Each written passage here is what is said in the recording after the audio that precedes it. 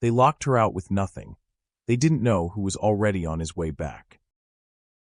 The gate didn't swing open slowly. It slammed shut, and the woman standing on the other side of it, soaked to the bone, 2 bags at her feet, her daughter's small hand trembling inside hers, that woman was not a stranger. She was their daughter, their sister, their blood. She had buried her husband alone, without asking them for anything. She had paid another woman's child's school fees for 3 years straight while quietly eating 1 meal a day. She had shown up, every single time, when this family called. And on the night she finally knocked on their gate with nothing left. They turned off the lights. But here is what nobody in that family could have known. Somewhere across the country, a man in a tailored suit was stepping out of a black car. He was calm, deliberate. He had been looking for her for 2 years. He hadn't stopped. Not once. What he did when he finally found her, what he uncovered, what he dismantled, and what he built in its place, that is the story you are about to hear. But to understand why it shook an entire community to its core, you need to go back. Back to who she was before the loss, before the betrayal, before the gate slammed shut in the rain. Because the woman they abandoned, she was never who they thought she was. Her name was Moreo. Moreo Bello was born in Lagos, 3rd of 5 children, in a household where love was loud but money was always quiet. She understood early what it meant to need something and have no one answer. By the time she was in her mid-20s, she was a secondary school teacher in Ibadan, because she believed that education was the one thing poverty could not repossess once you had it. Her students knew her as the teacher who stayed after school, the one who kept a pot in the back room of her house, not for herself, but because she had noticed which children came to class too hungry to concentrate. Just food, set on a table, for children who needed it. She married Tunde in her early 30s, a gentle, hard-working man, an electrician who could fix anything with his hands. They were not rich, but they were stable. And in Moreo's world, stable was something to protect. They had one daughter, Tife, and for a few years life held. Then Tunde fell ill. It was fast.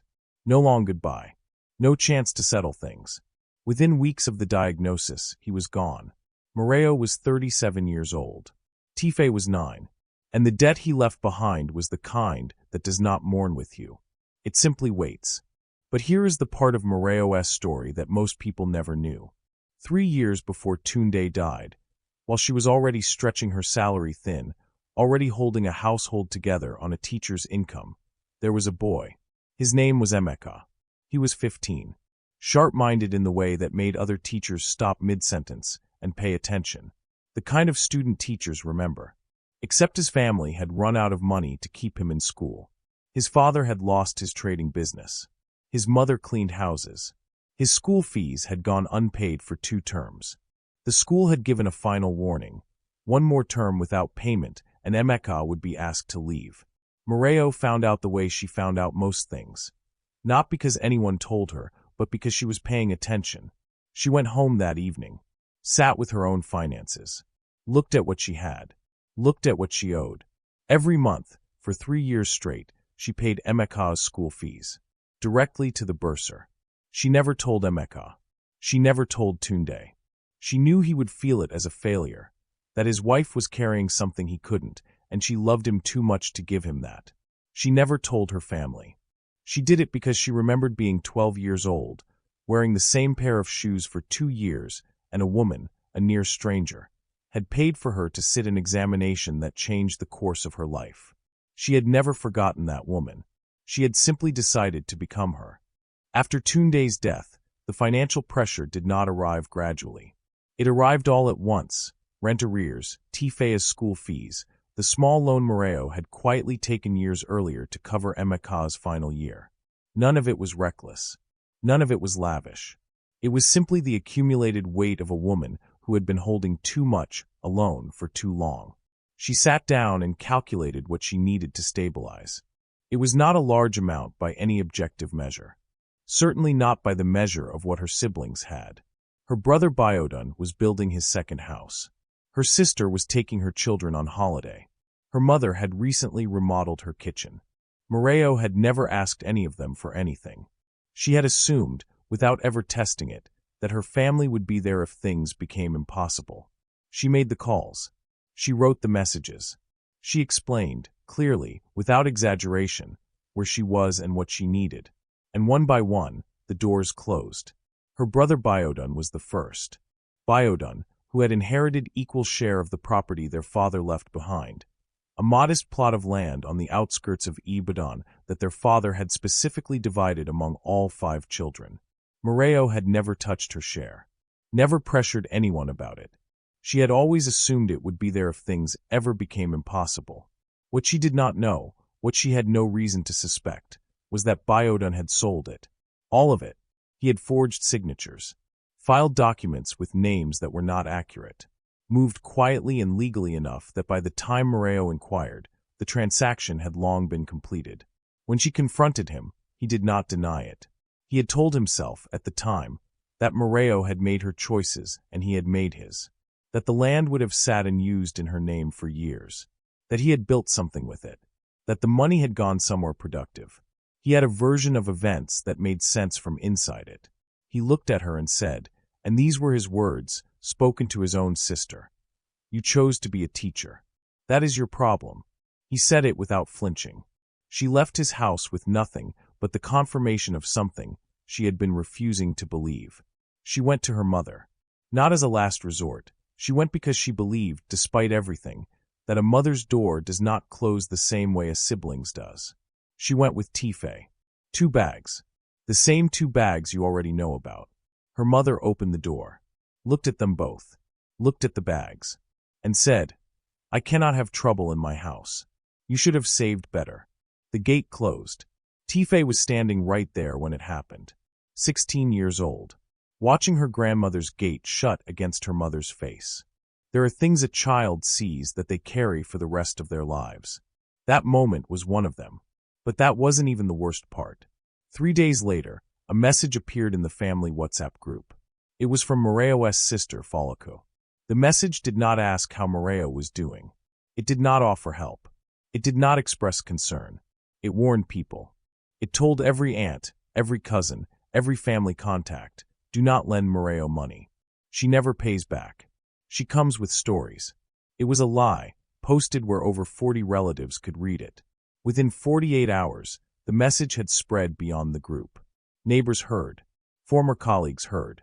The community that had once respected Moreo as a teacher, as a woman of integrity, now whispered when she walked past. She had not borrowed money from a single person. Not one. But the accusation had already done its work. For 11 days, Moreo and Tife slept in a church. Not dramatically. Not loudly. They arrived quietly, explained their situation to the pastor's wife, and were given a mat in a back room. Moreo did not tell Tife to be ashamed of it. She told her, "We are here. We are together. That is enough for tonight." Every morning she got up, straightened herself, and went to work. Every evening she returned to that mat. And not one member of her family called to ask where she was sleeping. Because what Moreo chose to do much later is one of the most important parts of this story. But first, the darkness had to finish with her. There is a difference between being poor and being broken. Moreo had been poor before. She knew how to be poor. She knew how to count carefully, substitute quietly, go without and not announce it. Poverty, in her experience, was a problem to be managed with discipline and dignity. What she was living now was something else. This was not a shortage. This was a collapse. And there is no amount of discipline that prepares you for the feeling of a floor giving way beneath you when you have a child watching your face for signs of weather or not to be afraid. She found a single room in a Face Me I Face You compound on the edge of Ibadan. The kind of building where 6 families share one corridor and the walls are thin enough to hear your neighbors' arguments and silences in equal measure. It was small. It was dim. It was the only thing she could afford. She moved in with Tife and the 2 bags. She hung a curtain across one corner for privacy. She bought a small kerosene stove. She made it, in the ways that matter most, a home, because Tife needed it to feel like one. Then she went looking for work. Her qualifications were not the problem. Moreo had years of teaching experience, a solid record, references she could have called on. Under different circumstances, She would have walked into a decent position without difficulty. But circumstances were not different. They were exactly what they were. The schools that had positions wanted someone available immediately, with no complications, no gaps in recent employment, no cloud of community gossip following her name. The whisper campaign her sister had started had reached further than Moreo realized. In the end, she took a job as an administrative clerk at a private primary school. Filing, data entry, answering a phone, work she could have supervised in her sleep, now performed daily beneath the notice of people with far less experience than her. She took it without complaint. She showed up on time, every day. But Tife was struggling in ways Moreo could see and could not fix fast enough. Tife had transferred to a new school, cheaper, further away, unfamiliar. She had no uniform that fit properly. She had no lunch money most days. She was 16, at an age when invisibility feels like safety, and she was visibly, undeniably struggling. She started missing days. First one, then two, then a pattern. When Moreo asked, Tife said she wasn't feeling well. But a mother knows the difference between a child who is unwell and a child who is ashamed. Moreo knew. And knowing without being able to immediately fix, it was its own particular weight to carry. She added it to everything else she was already carrying. Around this time, the cough began. Not dramatic at first. A catch in the throat, a tightness in the chest after walking too far or sleeping on the thin mat in the damp room. She noticed it and set it aside the way you set things aside when you cannot afford to examine them. She could not afford a hospital visit. She could not afford the time off. She could not afford the answer, if the answer was something serious.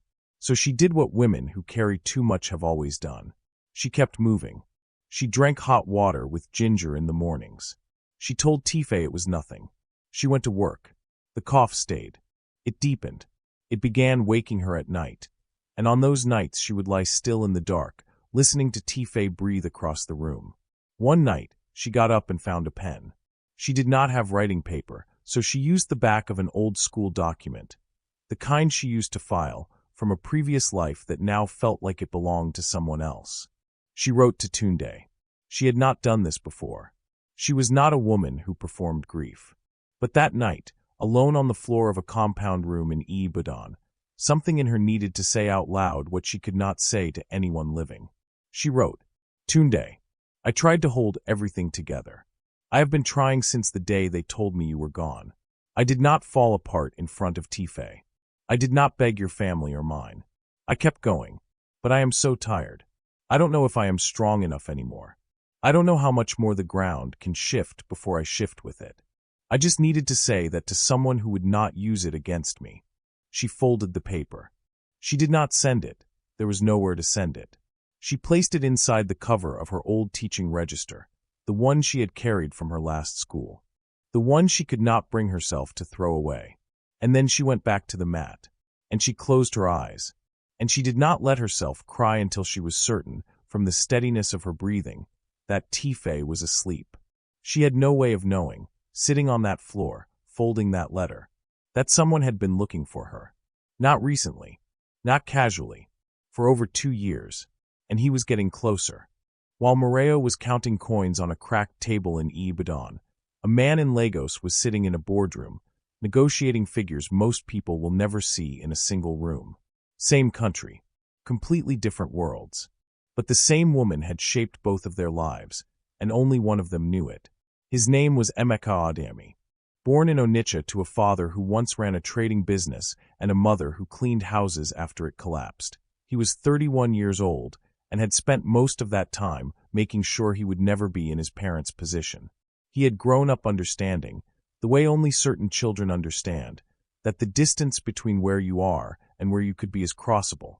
But it requires someone to believe in you before you believe in it yourself. That someone had been Moreo. He had not known it at the time. He was 15, humiliated by the fact that his name appeared on a list of students whose fees were unpaid. He had been preparing himself, the way teenagers prepare themselves for inevitable bad news, to leave school and find work, to let go of the future he had been imagining. And then, without explanation, the debt cleared. The bursar told him it had been taken care of. By whom, she would not say. He asked twice. She smiled and moved on to the next student. For years, he assumed it was a government program, a church fund, something anonymous and institutional. It was only years later, after he had left school, won a scholarship, and begun building his first company, that a former classmate, during an ordinary conversation about teachers who had made a difference, mentioned what they had seen. Mrs. Bello, going to the bursar's office. Monthly. For years. Emeka had gone very still when he heard that. He asked the classmate to repeat it. They did, and something shifted in him that has not shifted back since. He had never found her. He had never said thank you. Not because he hadn't tried, but because he hadn't yet felt he had something worthy of the debt. That changed when the company he had built from a one-room office in Lagos was acquired by a European firm. He was 28. He was, by any external measure, someone who had made it. And the first thing he thought, when the deal closed, was, now I can find her. He was quiet about it publicly. No press releases with his face on them. No viral celebration posts. The people who needed to know knew. Everyone else found out gradually, the way news travels when someone has chosen not to amplify it themselves. He moved between Lagos and London. He invested. He advised. He built again, because men like Emeka do not stop building just because one thing sells. The search had begun 2 years earlier. He had reached out to former classmates. Most didn't know where she was. Some said she had left teaching. One said she had moved after her husband passed, but nobody knew where. He contacted the school in Ibadan where she had taught. The administrative office told him she had left several years ago, and they did not have updated contact information. He posted a careful, private inquiry through a network of Ibadan educators, not using her name publicly, not wanting to draw attention to her without her permission. Nothing came back. So he did what men with resources do when conventional methods run out. He hired someone, a locator, discreet, professional, experienced in finding people who had not necessarily disappeared, but had simply fallen out of the networks that make people findable. He gave them what he had. Her name, her former school, her late husband's name, her daughter's approximate age, the neighborhood in Ibadan where she had last been known to live. He knew a personal network had limits. A professional one had different tools, employment records, tenancy filings, church registers. He trusted the locator to find what friendship could not. And then he waited. He was in a meeting in Lagos, mid-sentence, mid-negotiation, when his phone lit up on the table beside him. He had a rule about phones in meetings. Everyone in that room knew the rule. He glanced at it anyway.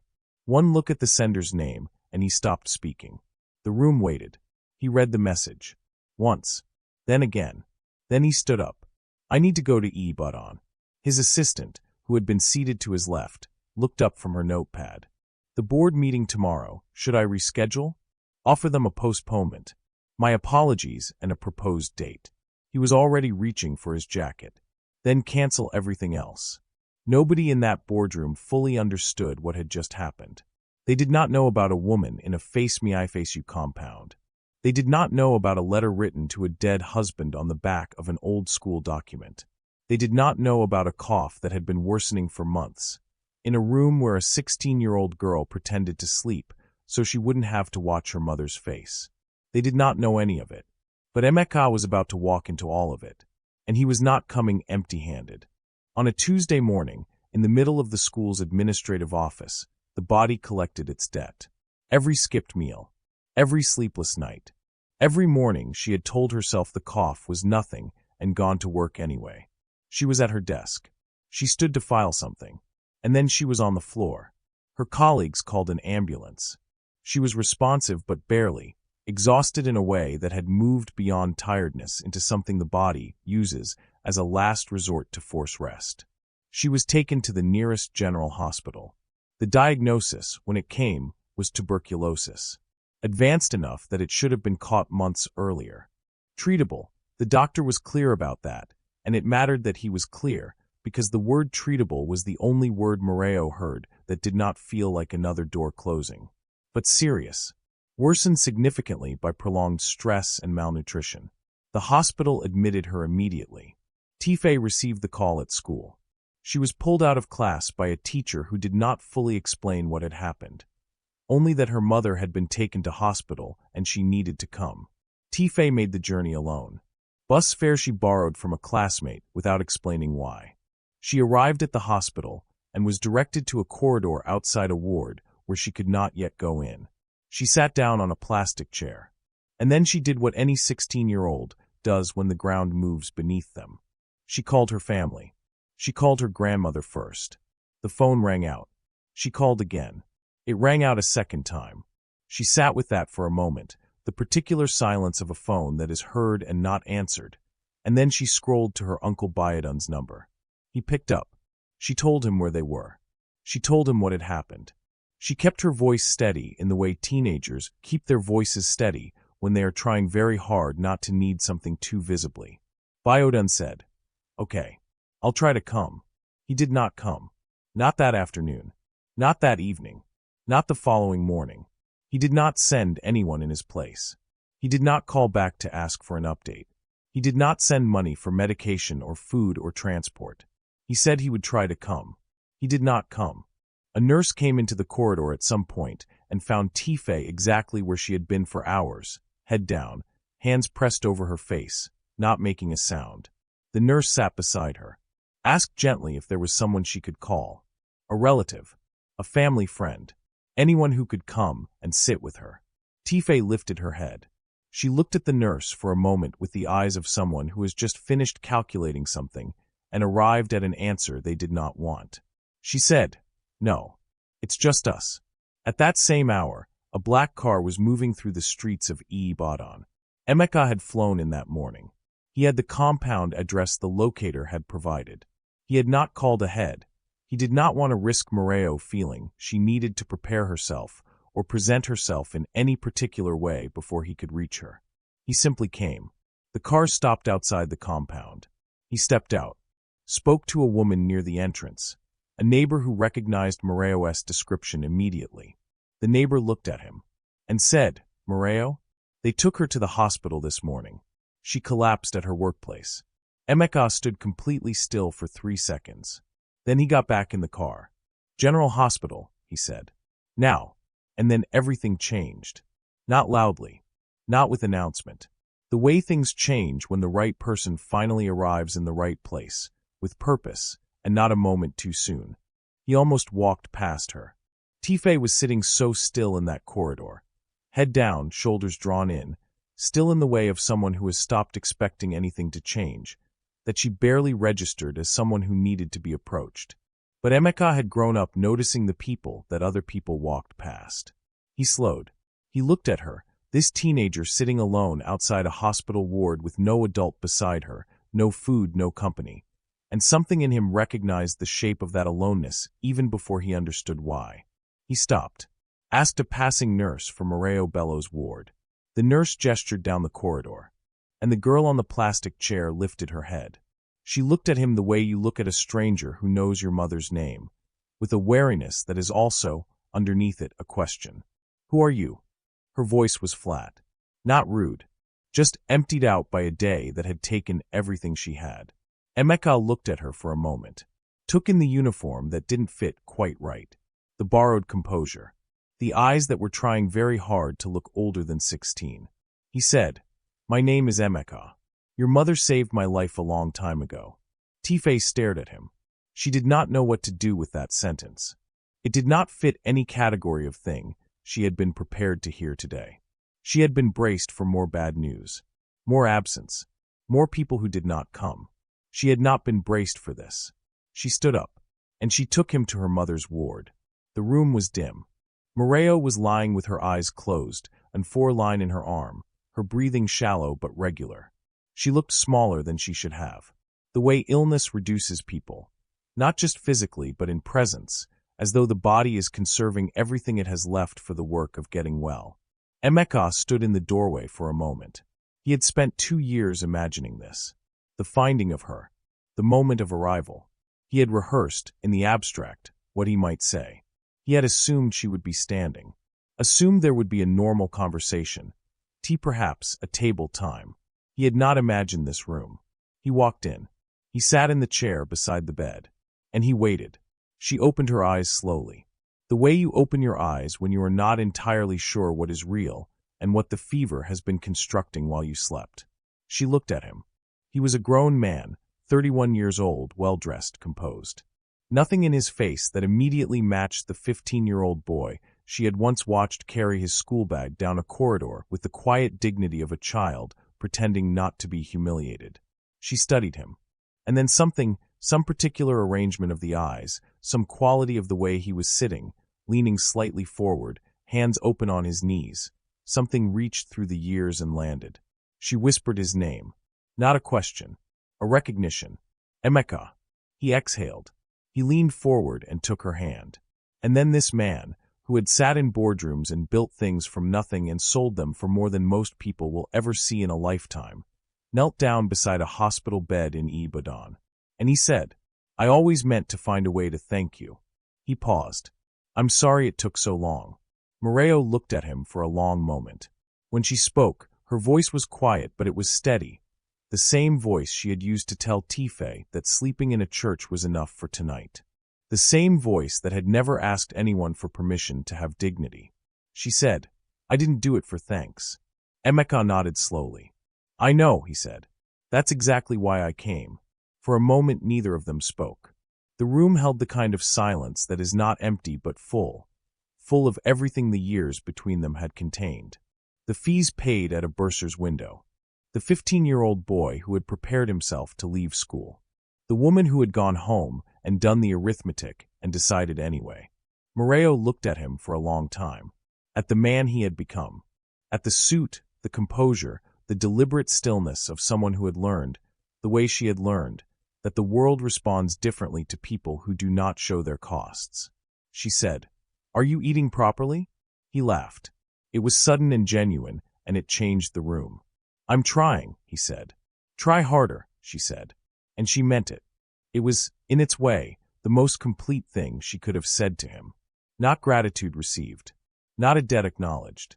Just a woman who had once fed other people's children from her own kitchen, doing the only thing she had ever known how to do, looking after someone. What happened in the hours that followed moved with the efficiency of a man who had been planning this, not the specific circumstances, but the intention behind them, for a very long time. He stepped into the corridor and made a call to his personal physician in Lagos. Not a referral. A direct instruction. Arrange a private facility transfer in Ibadan today. He went to the hospital's billing office. Asked for every outstanding balance attached to Moreo Bello's admission. Paid it, without negotiating a single line item. He sent his driver back to the compound with instructions to collect Tifea's things. All of them. Carefully. Then he called his lawyer. The call was brief. He said, "There's a property matter I want looked into. A land sale in Ibadan. Forged documentation. Treat it like it's already overdue." Because it was. There is a version of justice that arrives loudly, with confrontation and public humiliation, and a moment where the wrongdoer is made to stand in front of everyone and account for themselves. And then there is the version that actually happened here. Quieter. More precise. And in many ways, far more devastating to the people who deserved it. Moreo was transferred to a private facility in Ibadan the same evening Emeka arrived. The difference between the general hospital and this place was not simply cosmetic. It was the difference between a system managing too many patients with too few resources and a facility where one doctor was assigned to one patient and had the time and the tools to treat her properly. She responded to treatment faster than anyone had projected. Her physician later said that her recovery rate, given how advanced the condition had become, was remarkable. He attributed it partly to the treatment. Partly, he said, to something less clinical, the observable fact that within days of her transfer, she had stopped carrying the expression of a woman who was not entirely sure she wanted to fight. She was eating. She was sleeping. She had Tife beside her every afternoon after school. She was, for the first time in years, being taken care of. While Moreo recovered, Emeka's legal team went to work. The property matter was not complicated to unravel. It had simply never been examined by anyone with the motivation and resources to examine it. The documents Biodun had filed contained signatures that did not match Moreo's known handwriting across multiple verified samples. The timeline of the sale had inconsistencies that a forensic review exposed within weeks, and Bayadun's lawyers, faced with the documented evidence, advised him that a consent settlement was considerably better than a full trial. A civil case was filed. Bayadun's initial response was what you might expect from a man who had operated without consequence for long enough to believe he never would face any. Dismissal, then deflection, then a counter-narrative that collapsed almost immediately under the weight of the documented evidence against him. He was ordered to pay full restitution, the value of Moreo's share of the property, with interest calculated from the date of the fraudulent sale. He paid it, not graciously, not with any acknowledgement of what he had done, but he paid it. Moreo received the money without ceremony. She simply noted that something taken had been returned, a correction long overdue. And then, the way news moves in a community when circumstances visibly change, faster in good times than in bad, the family WhatsApp group came alive. What happened in that group in the weeks following Moreo's transfer and Emeka's arrival is one of the most revealing parts of this entire story. The same people who had gone silent when she needed shelter. The same relatives who had read Falaka's message accusing Moreo of dishonesty and said nothing in her defense. The same aunties and cousins who had watched a woman and her teenage daughter sleep in a church and found reasons not to intervene. They began to post messages of support, messages of celebration, messages that spoke of family as though it were a thing they had been practicing all along. We always believed in you, Moreo. This is what family is for. We rise together. God is good. We are so proud of you. The messages came in clusters. Some were long. Some included prayer emojis. Moreo read them. She read every single one, and then she put her phone down. She did not reply. Not to one message. Not to one person. No anger. No public rebuke. No carefully worded response that let them know she remembered exactly who had been silent and when. She simply did not engage. Her peace was no longer available for public consumption. Her silence said everything her words would have cheapened. Emeka, meanwhile, was not finished. He established a trust fund in Tifea's name, full educational sponsorship from her current school year through to university, with provision for postgraduate study if she chose it, at any institution she was admitted to anywhere in the world. He told Tifea directly, sat across from her in the hospital room while her mother slept, and explained it clearly, without theater. He said, "Your mother gave me a future when she had very little to give. This is not charity. This is a debt being honored. You don't have to thank me. Just use it." Tifea, who had spent months pretending to sleep so she wouldn't have to watch her mother cry, who had sat alone in a hospital corridor and told a nurse that it was just the two of them. Tifea did not say anything for a long moment. Then she said, "I'll use it." And she meant it. There was one more thing. Emeka contacted the secondary school where Moreo had taught. The same school where she had paid Emeka's fees at the bursar's window, month after month, for 3 years without telling anyone. He funded a scholarship in her name. Not a large, headline-grabbing endowment. Something deliberate and specific, annual support for 3 students per year who were academically capable but on the verge of dropping out due to inability to pay fees. The same exact situation Moreo had seen in a boy named Emeka and decided, alone and without fanfare, to fix. The scholarship carried her name. She found out about it the same way she had once done her kindness, from someone else, after the fact. The community that had watched her fall, the neighbors who had heard the whispers, the colleagues who had distanced themselves, the people who had allowed a lie about her character to circulate without question. They watched all of this happen. And they were silent. Not the silence of peace. The silence of people who know they have no ground to speak from. She had not asked for their judgment when she was struggling. She did not need their applause now. She never asked for an apology. Not from her mother. Not from Bayodun. Not from Falaka. Not one. Some people will hear that and feel frustrated on her behalf. Will want her to have demanded accountability, a confrontation, a moment where the people who failed her were made to say the words out loud. But ask yourself this honestly. Would an apology have given her back the 11 nights in the church? Would it have returned the months Tifea skipped school out of shame? Would it have undone the letter she wrote to a dead man on the back of an old school document because there was no one living she trusted with that level of honesty. No apology reverses what was done. Moreo knew that. So she chose something more valuable than an apology. She chose to move forward without them. And she did. 3 months is not a long time. In 3 months, a wound that has been open for years does not fully close. The memory of a locked gate does not dissolve. The image of a teenager sitting alone in a hospital corridor, calling family members who do not answer, does not simply fade because circumstances have improved. 3 months is not enough time to forget, but it can be enough time to breathe again. And for Moreo, after everything, after the years of holding and the months of falling, and the weeks of lying in a hospital bed finally being forced to stop, breathing again was not nothing. It was, in fact, everything. The apartment was modest by most standards. 2 bedrooms, clean walls, windows that let in actual light, a kitchen with enough counter space to cook a proper meal, furniture that had not been inherited from someone else's discard pile. By the standards of where Moreo had been, the single dim room, the thin mat, the kerosene stove on a cracked floor, it was another world entirely. She stood in the middle of the sitting room on the first morning and did not say anything for a long time. She was not performing gratitude for anyone watching. There was no one watching. She simply stood there, in the quiet of a space that was hers, and let herself feel the weight of what it meant to have solid ground beneath her feet again. Then she opened the windows, and she let the light in. Tife went back to school. A proper school this time, closer, better resourced, with a uniform that fit and lunch that was accounted for, and teachers who did not know her as the girl whose mother had been struggling. She was just a student again, just a 16-year-old with a full school day ahead of her and a mother at home who no longer counted coins on a table after she pretended to be asleep. The change in her was not immediate and dramatic. It was gradual, the way a person unfolds when the pressure that had been compressing them is slowly, carefully lifted. She started arriving home and talking again. About her classes.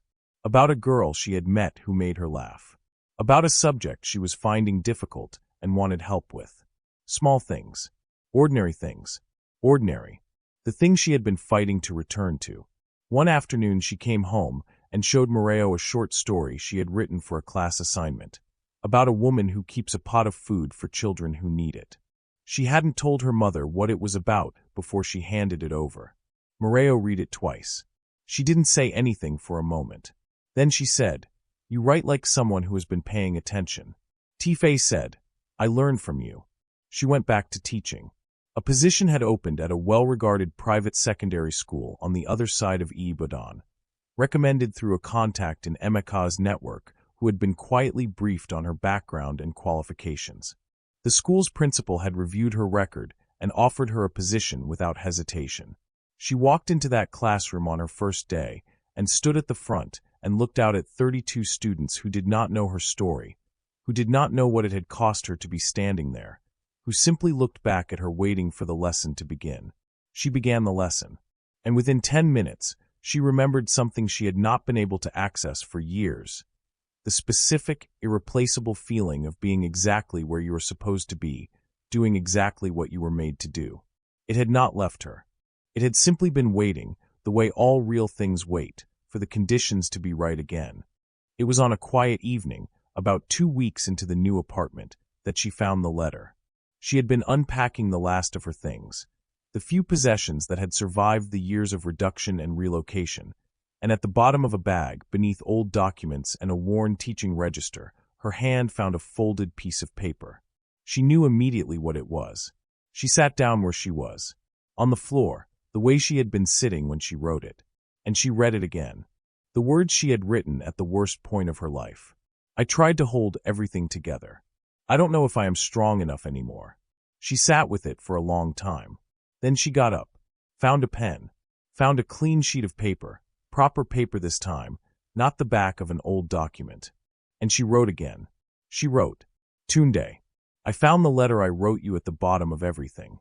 I read it again just now. I want you to know, the ground shifted. Further than I told you it might. Further than I knew it could. But I did not shift with it. Tife is well. She is sitting in the next room doing homework and complaining about mathematics, which tells me she is entirely fine. Someone found us. A boy you never met.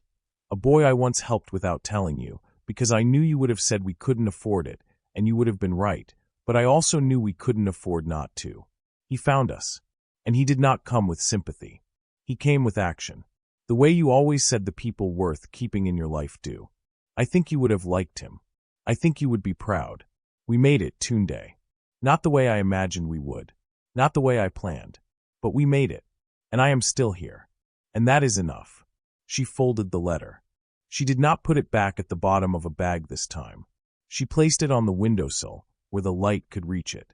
And she left it there. She simply rebuilt. With the same discipline she had applied to surviving, now redirected toward living. Because that was always who she was. A woman who decided, over and over again, in small moments and large ones, to keep going. And Emeka, he still calls her every Sunday. Without fail. Without exception. Not to check on an obligation. Not to confirm that his investment in her recovery was worthwhile. Not to be thanked again for what he did. He calls because on a Sunday afternoon in Ibadan, there is a woman who picks up the phone and asks how he is eating and whether he is sleeping enough and whether the people around him are people worth keeping. He calls because she is, in every way that actually matters, family. The kind of family that is not assigned by blood but earned by showing up. The kind that locks nothing. Some things, once given genuinely, do not disappear. If this story reached something in you today, if it made you think of someone you know who has been carrying too much alone, who has been giving without receiving, who is sitting somewhere right now believing that the gate is permanently closed, send them this. Not with a long message. Not with an explanation. Just send it. Because sometimes the most important thing a person can receive is the reminder that someone saw them. That their story is not invisible. That what they are enduring has a shape that other people recognize and refuse to look away from. And if you have lived any version of this, if you have been the one standing outside the gate, or the one who found the courage to keep going anyway, or the one who came back for someone the world had forgotten, tell us. Drop it in the comments. Every story that lands there gets read. Next week, we are bringing you a story that will fundamentally challenge what you think you know about loyalty. Not the loyalty people declare. The loyalty people demonstrate, or don't, when the cost becomes real. It is the kind of story that stays with you for days after you finish it. You do not want to miss it. Subscribe if you haven't, and we will see you there.